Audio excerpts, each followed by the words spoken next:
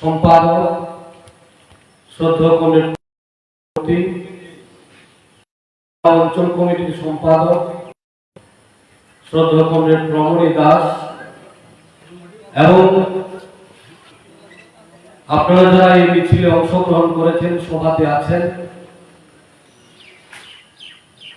এই জয়ন্তী বাজারের আশেপাশে যারা এখানকার স্থায়ী বাসিন্দা, সম্মানিত জনগণ, শ্রদ্ধাভাজন সবাইকে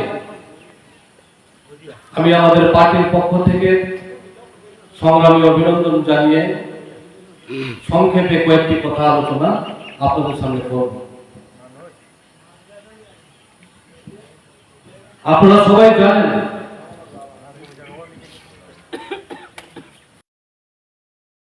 লোকসভা নির্বাচন এবং ভোটের দিন ঘোষণা হয়েছে। সারা দেশের সাথে আমাদের ত্রিপুরা রাজ্য, এই ছোট্ট রাজ্যে দুটি আসন, একটি কূপ, এই দুটি আসনেও লড়াই হবে। আমাদের রাজ্য ছোট হতে পারে, কিন্তু এই ছোট রাজ্যের মানুষ, জনগণ, তার চেতনা, তার শক্তি নির্ধারণ করা, তার চিন্তা শক্তি, এটা ভারতবর্ষের মধ্যে একটা অন্যতম রাজ্য। চেতনার দিক থেকে, শান্তির দিক থেকে, জাতি উপজাতির মৈত্রীর দিক থেকে, ধর্ম নিরপেক্ষতার দৃষ্টিভঙ্গি থেকে, সব দিক থেকে তামতি প্রাসাতাম ওয়াঞ্ছা বেবাক বরং ত্রিপুরা রাজ্যনি চিকচ্ছা রাজ্য খানো ও রাজ্যনি বড় বিনি ওয়াঞ্ছন কাহা। এই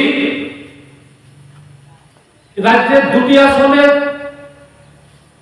আগামী 19 তারিখ পশ্চিম আসনের নির্বাচন, পূর্ব আসনের 26 তারিখ নির্বাচন।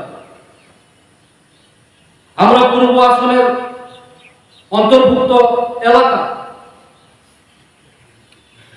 এই নির্বাচনে আমরা মানুষের কাছে যে কথাটা বলতে চাই,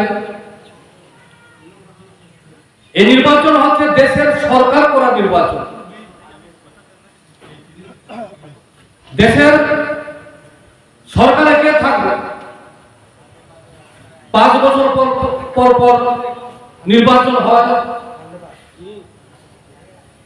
10 বছর হয়েছে বিজেপি সরকার দেশের শাসন করছে, নরেন্দ্র মোদীর সরকার।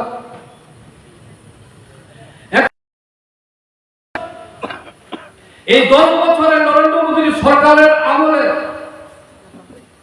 তার যে অভিজ্ঞতা,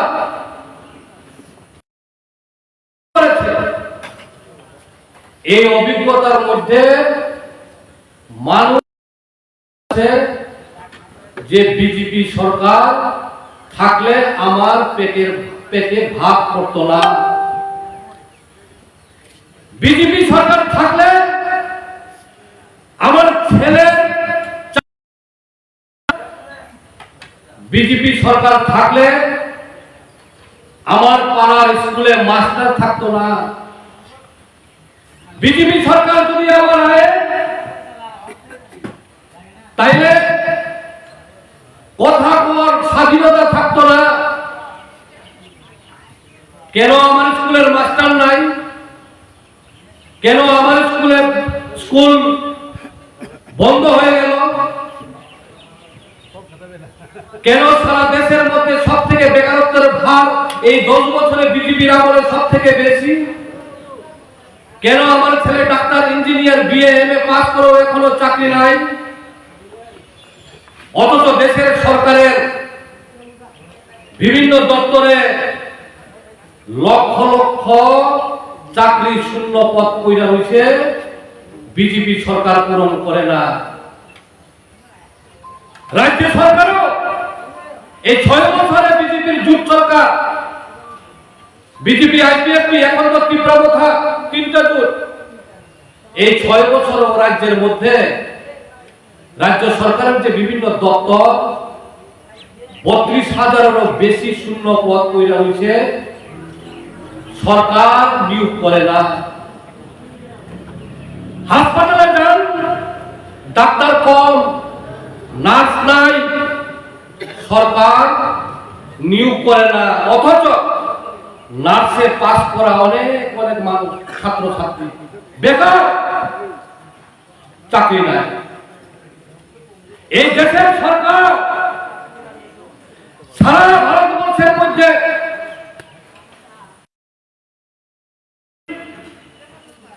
বছরের পর বছর কমায় আনতেছে। রেগা কাজ 2004 সালে লোকসভা নির্বাচনে, যখন এরকম লোকসভা নির্বাচন হয়েছিল, তখন না বিজেপি, না কংগ্রেস, না সিপিএম, না আঞ্চলিক দল কেউ এরকম শক্তপোক্ত ভাবে গরিব সংখ্যাগরিষ্ঠ করতে না পারার কারণে সরকার কেউ করতে পারছিল না।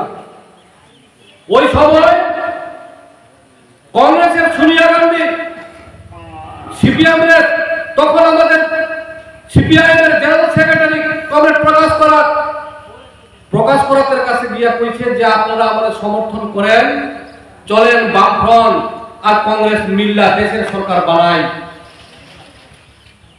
যদি না হয় তাহলে বিজেপি সরকার লগে জোট করতে হইব, জোট করে সেটা এখন এরপরে সরকার করতে হইব।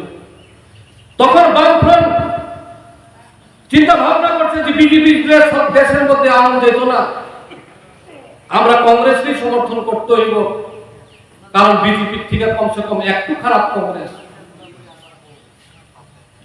এই জায়গায় কংগ্রেসকে কইছে তোমরা মুখ্যমন্ত্রী, তোমরা প্রধানমন্ত্রী হও, তোমরা মন্ত্রিসভা যাও, আমরা সিপিআইএম বামফ্রন্ট লাল পার্টি আমরা দেশের সরকারের মন্ত্রী সবাই ঢুকতাম না, আমরা বাইরের থেকে সমর্থন করব। দেশে তোমরা প্রধানমন্ত্রী হও, তোমরা সরকার চালাও, নাম হচ্ছে ইউপিএস গভর্নমেন্ট।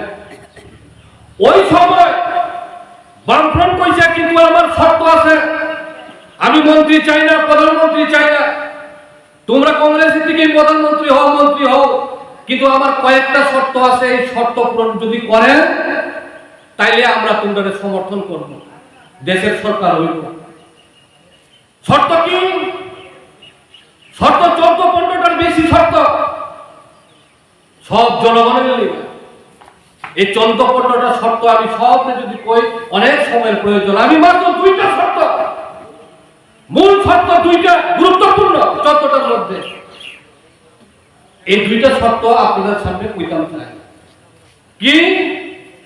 প্রথম শর্ত, দেশের জনগণ, শ্রমিক, দিনমজুর, ক্ষেত মজুর, কৃষক, মাঝারি কৃষক, নিম্ন কৃষক, ক্ষুদ্র কৃষক, তারা কাজ নাই,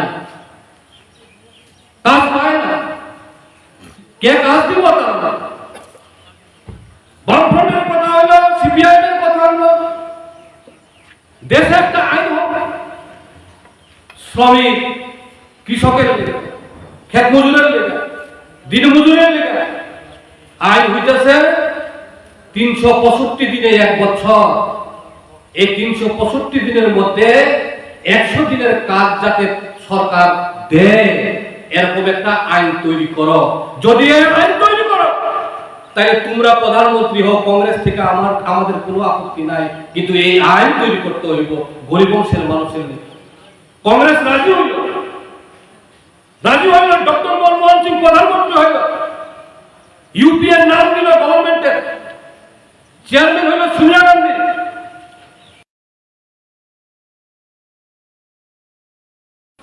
ওই সময় থেকে ভারতবর্ষের মানুষ জানে রেগা কি,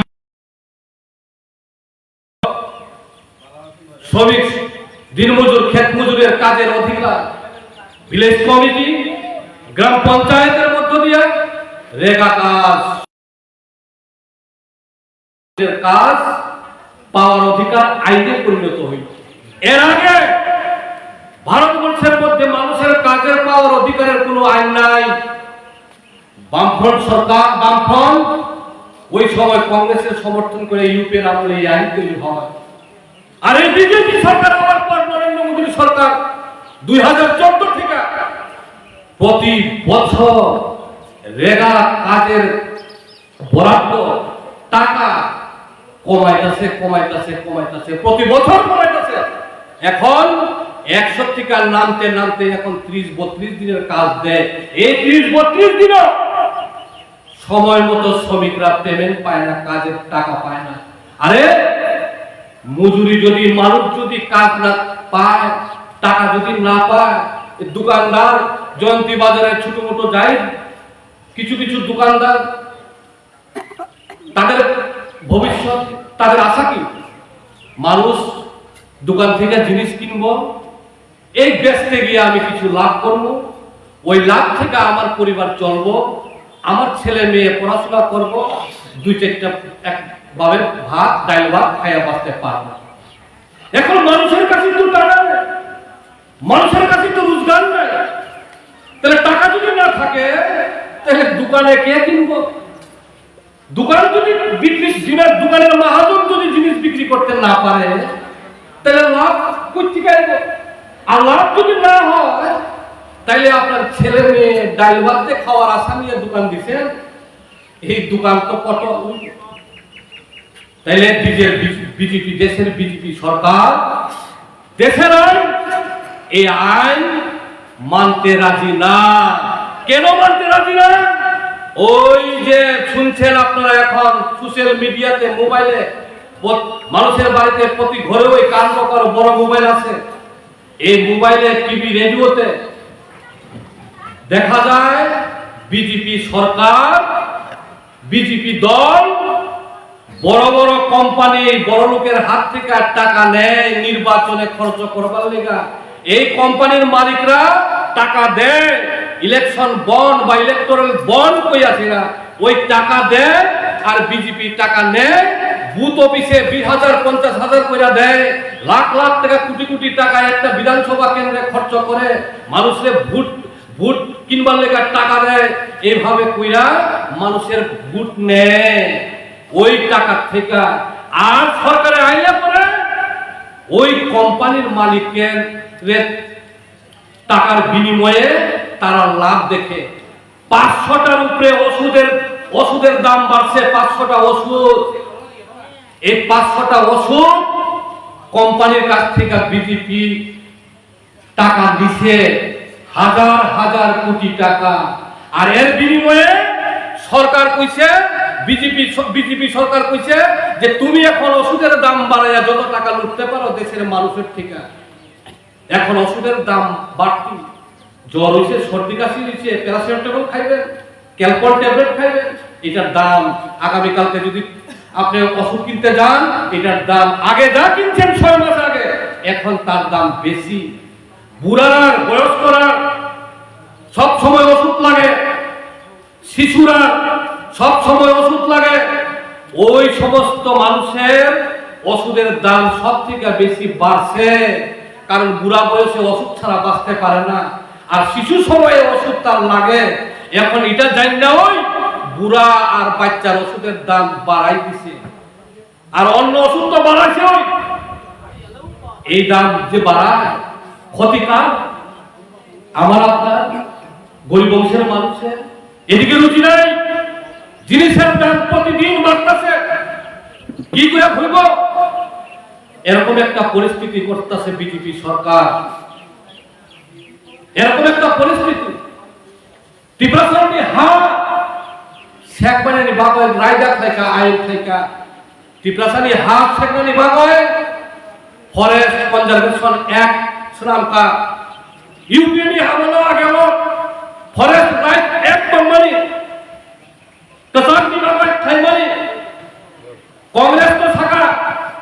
এই ভারতবর্ষ 10 কোটি ত্রিপ্রাসাতক ও ত্রিপ্রাসাতনী হাতাইল রক্ষা মাথায় নাই অবনি বাবাই নিনি হরদ দেশ কাইসা রায়দা মাছ নাম নাই তাম রায়দা হাপুন হাতায়ো হুক ত্রিপুরা সারক যে সামুং তাংমানি ত্রিপুরা সারক যে নিনি হুক খাই মানে ও হাপুন হাতাইনি পর্চা ত্রিপুরা সারক মারে নাই ও ত্রিপুরা সারক মারে নাই হিনো রায়দা মাছ খাই নাই খাই মানে অবন হিনো ফরেস্ট রাইট অ্যাক্ট এই ফরেস্ট রাইট অ্যাক্ট ন পাল্টু গয় ফরেস্ট কনজারভেশন অ্যাক্ট খাইকা বিজেপি সরকার খাই তামর উড়াইটা খা হাপুং হাতায় যে পাট্টা মান্নের রঙি হা সরকার যখন সবপূর্ণ সেগল মালানো তাই ভারতবর্ষনি বর্ডার এলাকাও 100 কিলোমিটার বিসিং কোনো বরং কাতাল খালে পাট্টারিয়া অব আইন খাইকা রায়দা খাইকা বিজেপি সরকার হেঙ্গাই তাবো ও বিজেপি সরকার বানো গদাল খা ত্রিপুরা কথা যে ত্রিপুরা কথা বিজেপি বান গদাল খা গদালয় তাবু খান বিজেপি বাই ত্রিপুরা কথা গদালয় ল্যান্ড রাইট বলে চুরি মারি আরে দেশ কি সরকার ন ল্যান্ড রাইট নি অধিকার ন তানয় রেখা বিজেপি গভর্নমেন্ট নরেন্দ্র মোদী সরকার কিংকাই তুম তলাও ত্রিপুরাও নুম তামা খাই ল্যান্ড রাইট মানলে ওইটাই হলো এরকম একটা বাংলা ভাষায় আছে কথা শ্লোক গুড়ি কাটটা আগায় জল দেওয়া গুড়ি কাটলে গাছের গুড়ি কাটটা আগায় জল দিলে গাছটা বাঁচবো নরেন্দ্র মোদী ও বুফান বিনি ওরা রাওয়াই লেখা ঘুরিব তাও পুনগ ত্রিপুরা মথানের নেতা বুফান সাগাও তুই রিবয় বুফান বাঁচিনানি বাগন বাঁচিয়া ও নরেন্দ্র মোদী হাত ছাড়নানি রায়দা খাইকা তামনি বাগই নো মথা বিজেপি পে গদাও তামনি বাগই গদাও চিনি বড় এই বড় রাজতন্ত্র নিয়ে আমলন ধ্বংস খাইকা বড় কোন চালু খাইয়া বামফ্রন্ট সরকার ত্রিপুরা ফ্যামিলি ইয়াগুলো বড় সরকার নি ভাষা হেলে রায়দা খাইকা এই ত্রিপুরা রাজ্য সম্মান নিকা বড় পায় এই বড় নি বাগয় দেশ কি পার্লামেন্ট দশরথ দেববর্মা চিনি বাজুবন লিয়া চিনি জিতেন চৌধুরী এমপি তমপুরো কাজাংনি এমপি তমপুরো খরাং তেসাকা ও থানার বিজেপি সরকার এই বিজেপি সরকারে আমলবা দা জিতেন যখন এমপি তমমানি অপুরো বারবার পার্লামেন্ট শাখা অবরক ভাষাকে সংবিধানের 8ম তফসিলে অন্তর্ভুক্ত করতে হবে কিন্তু বিজেপি সরকার মানিয়া ও বিজেপি বে বহাই দেদা ও বিজেপি বে বহাই থাকলো যে বিজেপি না বাংলা না বড় না তাই কোন ভাষা যতটা পড়ুয়া খাইয়া শুধু হিন্দুস্তানি স্লোগানে নাই কোন ভাষার পরমর্যাদা নিয়া ও বিজেপি বে বহাই দেদা অবলি বাগল দেশ তো রক্ষা মাথায় নাই দেশ তো রক্ষা খানে বাগল সারা দেশ যত থানচাউখা 27টা পার্টি জম্মু ত্রিপুরা রাজ্য কাচার কংগ্রেস উপর যত মিলিয়ে থানচাউখা সারা দেশ যেমন থাকা নরেন্দ্র মোদী সরকার ন তাকলাই তুম চেঞ্জ নাই ত্রিপুরা রাজ্য চলতি বিজেপি নিরব চেঞ্জ হয় চিনি প্রার্থী রাজেন্দ্র রিয়াং কবাং গুড বাই চুং পাস খাই নাই নামনাই ও কক সাওয় যত্রন হামবাই ইয়াফালয় আনি কক পাইনিখা ইনকলাব জিন্দাবাদ আনি খুলুমানি ইয়াফালকা